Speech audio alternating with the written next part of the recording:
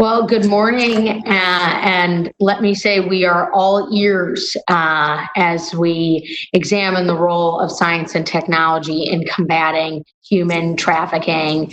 I am very eager to hear the testimony and responses to our questions from this very distinguished panel, particularly as we reflect on World Day Against Trafficking in Persons later this week.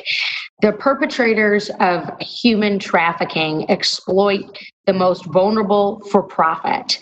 They often charm or befriend victims, mostly the young and those in desperate circumstances, by offering a place to live, money, or attention. Then they use force, fraud, and coercion to strip them of their freedom. In my home state of Michigan, we have had the 11th highest call volume in the National Human Trafficking Hotline. I have personally attended many symposiums and dialogues on this issue in my home district, particularly in Oakland County. The Human Trafficking Task Force serves as a resource for victims and their advocates and parents, professionals, and others.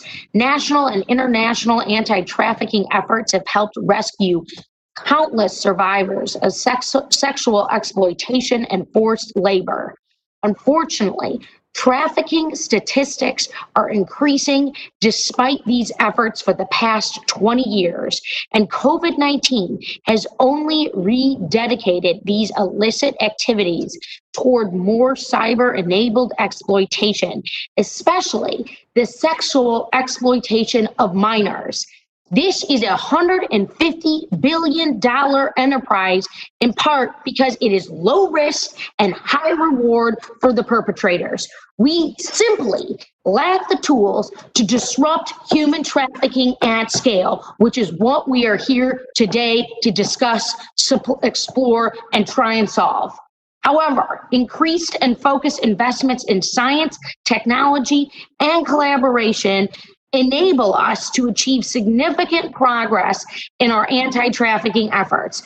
We do not have standardized and interoperable data sets to understand and measure the prevalence of human trafficking, and not having identifiable metrics for measuring effectiveness of interventions, but increased collaboration among organizations collecting various types of data and tools, such as machine learning, can help us overcome these challenges.